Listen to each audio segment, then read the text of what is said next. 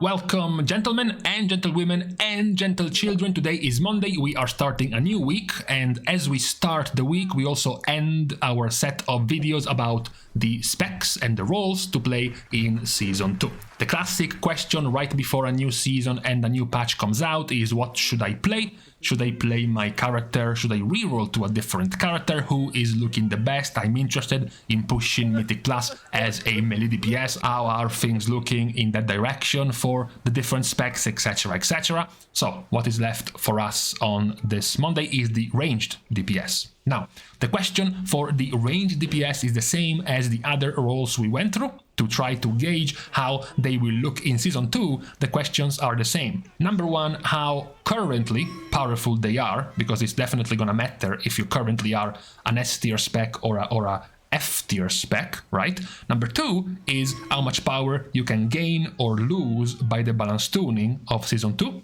If Blizzard nerfs you or buffs you, that's gonna matter. And the last one, of course, is how much power you can gain or lose compared to your current tier set in the tier sets of Season 2. These are basically the only things that can happen before the next patch that are going to change the state of a spec. If at the moment nothing changes to Shadow Priest and the tier set is average, and nothing changes to Arcane and the tier set is average, then Shadow Priest will continue to be stronger than Arcane, obviously. That's what we are doing for today with the Ranged DPS, to try to see what is going to change to these specs, if anything is going to change to these specs in Season 2. To gauge their current situation, which is the first point we talked about, we can see the current tier list, how specs are currently doing in Mythic Plus and also in the raid. As you can see, once again, it's interesting to check this out because you can see that specs currently have vastly different power levels depending on the activity. For example, having Demo and Devastation as one of the stronger raid specs and simultaneously being one of the weaker Mythic Plus specs. Similarly, other things like Balanced Druid and Fire Mage doing much better in Mythic Plus compared to the raid. For example, Affliction doing better in the raid compared to Mythic Plus. So you do have vastly different power levels depending on the activity right now for many specs. There are only a handful of lucky specs at the moment doing good in both activities. So let's see what Season 2 might bring that change the power level of the specs. And we start from the very bottom. The very bottom is populated in terms of the power of their tier sets, and what might change in Season 2 is populated by Destruction and by Arcane Mage. So, the problem of these two specs is that their tier set is weak and they are currently not doing too great. In terms of Destro, their tier set is based around playing with Channel Demon Fire, and the TLDR is that Destro locks don't really like playing with Channel Demon Fire. It's basically borderline never being taken as a talent in the first place. It feels clunky to play, it's got a default 3-second cast time, which feels awful to cast, and the numbers at the moment don't even look good. In the best case scenario, this tier set will make you as strong as your current tier set. The difference is that you will be as strong as before while having to use a shit spell that you don't like. So, in the end, it's just gonna be worse in Season 2. You're not doing particularly well in the raid, you're doing slightly better in Mythic Plus, you're not one of the most popular specs, but you are still quite better off with quite a few more chances of finding play than Arcane.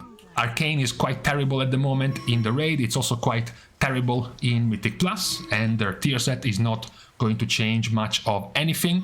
Arcane continues to have this problem where they are completely swarmed by having to manage buffs and debuffs in their toolkit. They have to manage Siphon Storm, the buff from Evocation, they have to manage Rune of Power, Radiant Spark, Touch of the Magi, Arcane Surge, and then now the 4-piece set bonus is also something extra they have to manage. What is also bad about this tier set for Arcane Mage is that it's basically unusable in AoE.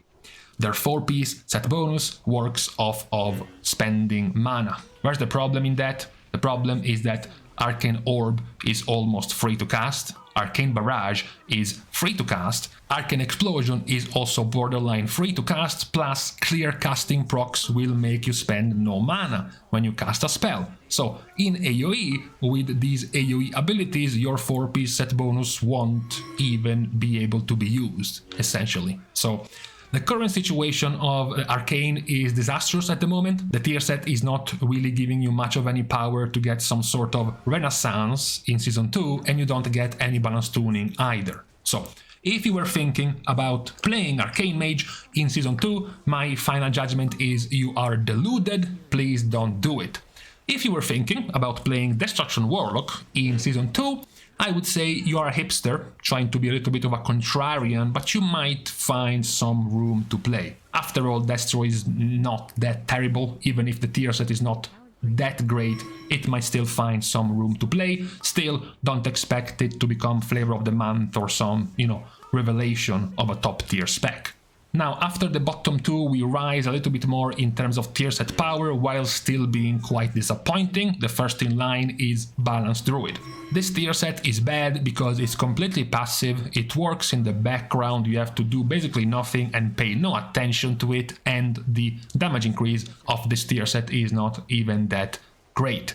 The reason why you should be a bit more happy as a Balanced Druid is because you are one of the few specs getting balance tuning changes in 10.1. These changes will net out to be buffs, even though one of the main massive changes of the balance tuning is that now your Stellar Flare will no longer interact with shooting stars. That's one of the the big changes to the mini rework of Balanced Druid. But all in all, even if the tier set is not that exciting, if you add to it the balance tuning, which is more positive overall, you do have something to look forwards to in Season 2. You also are, as a Balanced Druid, already quite the popular, one of the more popular top tier specs in Mythic Plus.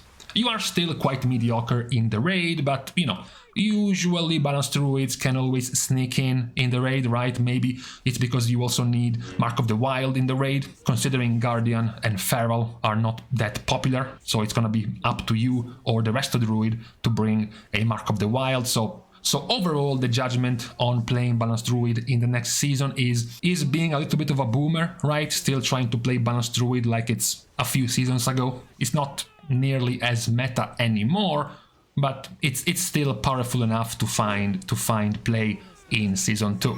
Now, talking about who is not going to be powerful enough to find play in Season 2, we are talking about Frost Mage. So the tier of Frost Mage had to be changed by Blizzard because Frost Mages were moving more and more towards this no Fingers of Frost build, this no Ice Lance build, because of course, as if Frost Mage didn't already have very few buttons already, they were even going to just get rid of Ice Lance in their rotation, because Frostbolt spam, ignoring Ice Lance, was just netting out to be more damage. So Blizzard changed this tier set to give you, instead of 20% more Frostbolt damage, to give you 15% more Ice Lance damage. They are trying to push you back to play the old version of Frost Mage, the standard version of Frost Mage, introducing again Ice Lance into your build. What's the issue here? Well, the issue is that this tier set bonus, even after this slight change, is barely an improvement in terms of damage. I think we are talking about overall AoE plus single target, an 8 to 9% damage increase, which is not even that much more than your current tier. That's a problem, of course, because currently Frost Mage is not very powerful. Frost Mage is quite weak in the raid. It's slightly better in Mythic Plus, but we are not talking about anything special, right? So if you were thinking, of course, being very popular as a class, playing Mage, then the final resolution for Frost would be you can still try. After all, Arcane Brilliance is quite needed anyways in the raid, no matter how Mage can be bad, but don't expect to be some type of flavor of the month spec, some type of super OP spec, at the very least not for Arcane and not for Frost Mage at the moment. The last of the specs, slightly at the bottom, is Marksmanship. So the issue with this tier set is that it's almost exclusively for single target. Every once in a while you will proc Death Blow and you will get to click Kill Shot. Cool. Now Marksmanship does some more single target, which is okay because the single target of Marksmanship is tragic. That is all about this tier set, basically. Nothing really happening any more than this. You get slightly more fun in your rotation, you get to click something else once in a while as a Marksmanship hunter. In AoE, it's almost irrelevant as a tier set, so looking at the current situation of Marksmanship, where they are doing awfully in Mythic Plus, they have been far overtaken by Beast Mastery, and even in the raid, they don't even bring anything special anymore. It's Beast Mastery who is the specialist in single target in the raid as well, so overall, even with this tier set not really changing that much, and with the positive balance tuning, small but positive balance tuning you are getting in Season 2, there is not that much to be hopeful about when it comes to Marksmanship. So the overall judgment for Marksmanship would be for Season 2, don't be a hipster and be a contrarian and try to make Marksmanship work, just play Beast Mastery. That is the way to go for Season 2. Talking about the way to go for Season 2, the next in line in our list is Beast Mastery itself. So, Beast Mastery does have a better tier set, even more so the 2-piece set bonus gives you even stronger single target, which is very good because that's what you excel at as a Beast Mastery, so nothing to complain about there. The 4-piece set bonus might change in terms of power based on how Blizzard will end up balancing it and tuning it, because of course cooldown reduction you gain might be balanced around how many targets you are hitting. For example, is kill command triggered by Animal Companion going to reduce multiple seconds of cooldown of Bestial Wrath? Is Cobra Shot hitting multiple targets or hitting 3 times with Aspect of the Wild going to reduce the cooldown 3 times with the 4-piece set bonus, etc, etc. So depending on how Blizzard will tune that, you will make it even stronger of a tier set. Right now you have a 50 to 60% uptime on kill command. With this 4-piece set bonus it will go even higher on terms of uptime, which is good because kill command is more damage for every type of damage profile. It's not just a buff in single target or just a buff in AoE. So overall, even if this tier set is in the middle of the pack, sort of average range, situation for Beast Mastery is looking much better for Season 2. They are blasting in single target in the raid and they are doing quite well, and currently the strongest of the Hunter specs in Mythic Plus as well. So thinking about playing Season 2 as a Beast Mastery Hunter seems like a rather safe pick at the moment. Now, talking about slightly of a less safe pick, we have Fire Mage.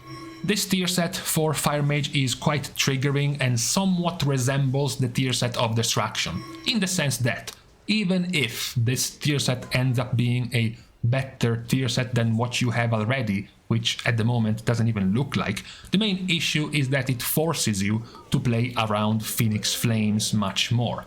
It forces you to play around that to keep up this 5% damage buff every 10 seconds. So that's the thing. What's the problem? Fire Mages are not too stoked, are not too happy about playing around Phoenix Flames. Phoenix Flames does not have a guaranteed crit feature, which makes it harder to play around your hot streak mechanic, your double crit mechanic. The 2-piece effect also makes it slightly harder because it only procs off of Phoenix Flames, which might make it a little bit more annoying to use in single target, for example. Maybe if it also worked off of Scorch, it would have made it much more easy and fluid to use in single target. You also have the absurd situation where you might even just still want to not use Phoenix Flames because of your From the Ashes talent, gaining mastery if you don't use Phoenix Flames and keep the charges off cooldown. So that's the main issue with the Fire Mage tier set. It doesn't even look that strong at the moment, and even if it were to become slightly stronger than your current tier,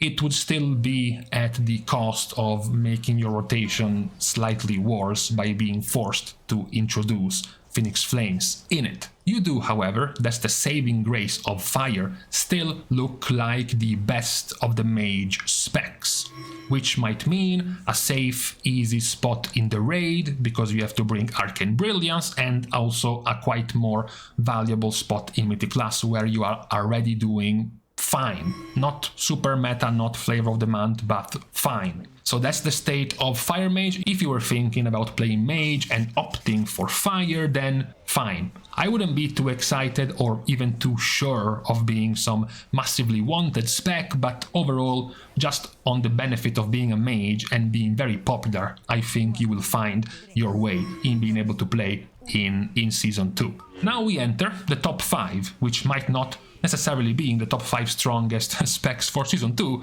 just the ones with a more promising tier set. First in line, we have Elemental Shaman.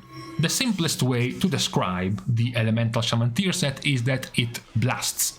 It's very, very good. It's very, very strong. It also benefits you in going more back towards a lightning build. In case you aren't aware, Elemental Shamans have been pushed in playing the Flame build, the right side of the talent tree build for basically the entire expansion. This one is changing things up quite a bit.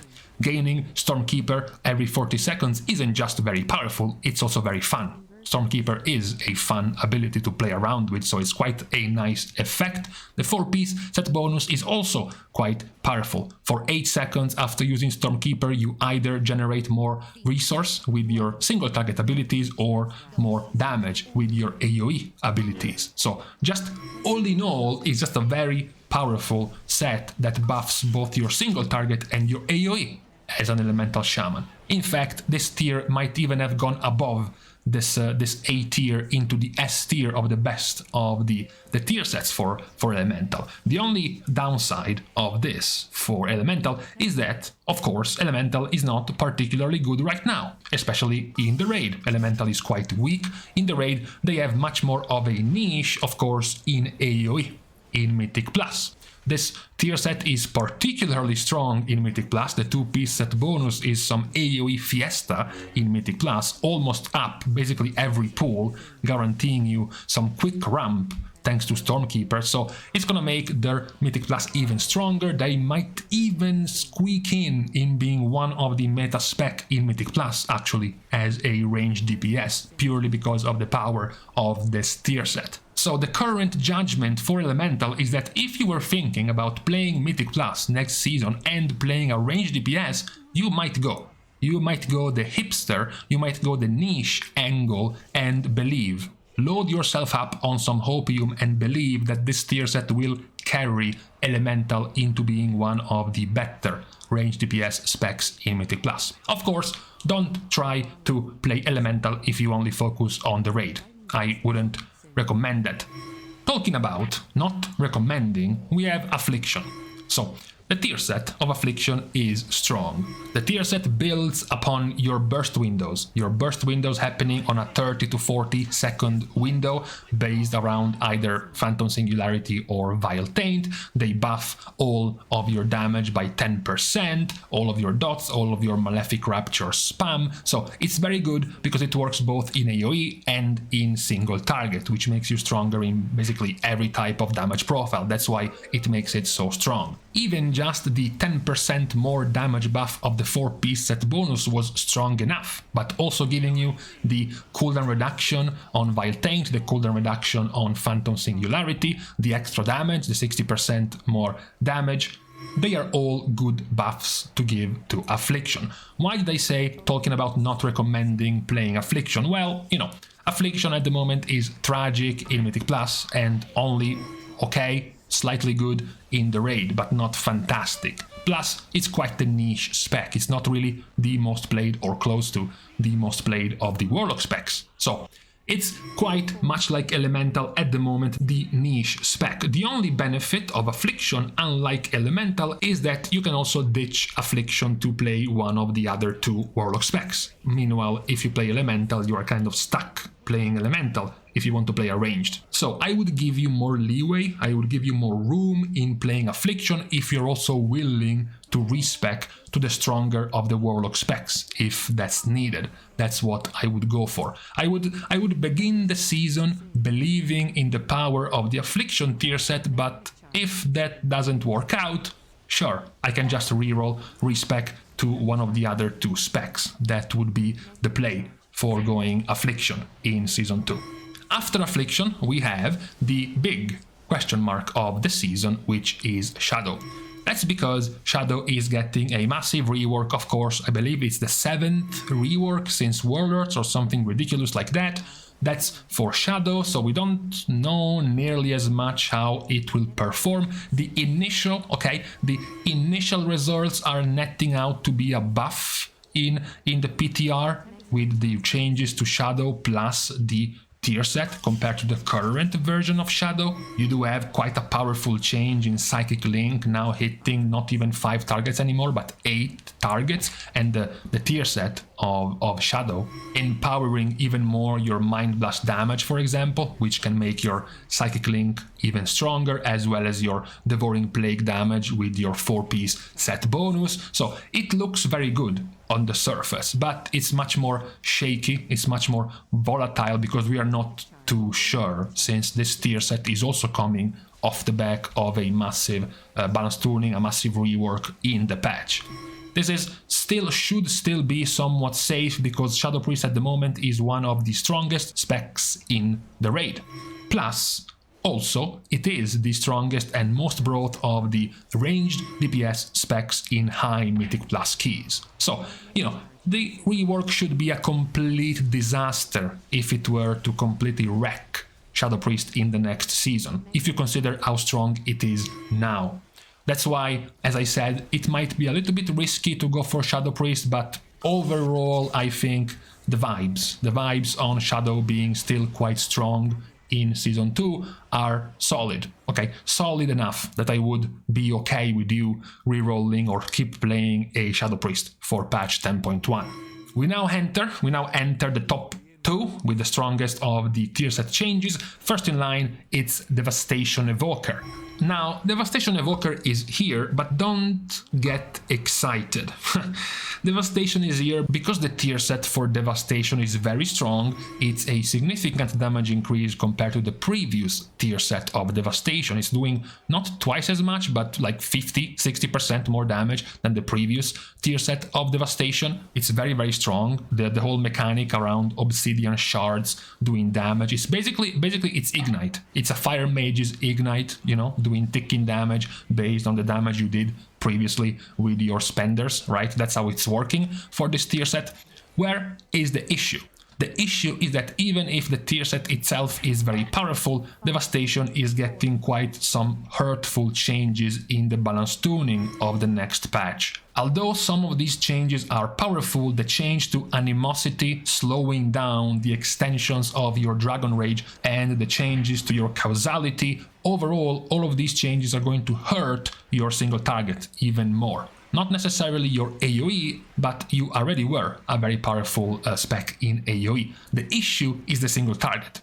The issue is that with this change in the balance tuning, even with a stronger tier set, you are nerfed by 5 to 6% in single target in the next season. That's the main worry right now for Devastation, especially given that at the moment we live in a weird world where Devastation is one of the stronger of the specs in the raid, but also one of the weaker specs in Mythic Plus in this season. So it's a very weird situation for Devastation. That's why I'm not too sure if I would recommend Devastation, especially because Devastation doesn't even have a guaranteed spot in the raid. They are not even bringing a must-have buff, and even if they were to bring one, it's more likely that Preservation Evoker would be bringing that buff anyways. So, if you enjoy gambling, then I would tell you go ahead with Devastation, believe in the positive tier set and the powerful tier set, and hope that the balance tuning will somehow be reverted by Blizzard last minute or something. That's sort of the situation they have right now as Devastation. However, what we have for last is much less of a volatile situation, because it's much more certain. What we have is Demonology. So the tier set for Demo is extremely powerful. It can't really be described in any other way. The super powerful part of this tier set is that it brings, with the cooldown reduction, it brings your 2-minute Felguard into a 1.5-minute Felguard. Why is this OP? Because your Tyrant also has a 1.5-minute cooldown. Now you can use Tyrant with Felguard back to back. It's powerful because Tyrant is gonna buff your pets, and guess what? The new tier set is also going to be giving your Felguard a 20% damage done increase to all of your pets. So basically, it's borderline transforming your Grimoire Felguard into a second demonic Tyrant. Because of this, you are even more incentivized to play talents that stack even more damage to your pets, which is why you will ditch your Infernal cooldown reduction talent to go back to Reign of Tyranny for even more pet damage to stack together in this Giga cooldown window. So it's very likely that in the raid, Demo will be your new default pick for super strong single target cooldown packed with power infusion and all that sort of degen shit that happens in the raid. In Mythic Plus, it's, much harder to play around all of these mega cooldowns with the amount of multiple pulls you have in Mythic Plus, and Demo is already quite weak in Mythic Plus, so it's much harder to see Demo doing much better with this tier set in Mythic Plus compared to the raid. And that's also sort of the power of being a pure DPS class with multiple specs. For example, Destro, and possibly with the buffs, even Affliction might be looking better in Mythic Plus compared to the power of Demo in the raid. But what's certain is that they were already doing okay-ish in the raid, and now with this tier set they will be even stronger in the upcoming season of Dragonflight. So this is the whole list of our ranged DPS. We do have some popular specs which likely will continue to remain popular, something like a Shadow Priest, for example, possibly a Balance Druid, or even a Beast Mastery Hunter. We do have specs currently not very popular, which might become more popular because of the tier set changes, like for example Affliction Warlock, or even Demonology Warlock, much more than before, or even an outsider pick like for example Elemental Shaman, that is going to be stronger in Season 2. So somewhat of an exciting situation, perhaps a bit more than the melee DPS we have looked at yesterday. That's what we can see in the ranged DPS for today. Luckily it looks like the video wasn't nearly as long as yesterday's video, so trying not to go over that line, we can stop for today as well. We start, as usual, our goodbyes with the thanks to all of the Patreon supporters for the contribution and the help to the growth of the channel. You can still, of course, support for free. Liking and commenting down below, as well as subscribing to the channel itself, are free ways to show your support, as well as following me over on Twitter, as well as following me over on my stream on Twitch. So, with these things out of the way, thank you guys again for watching. See you guys soon, and in the meantime, it's starting being hot. No.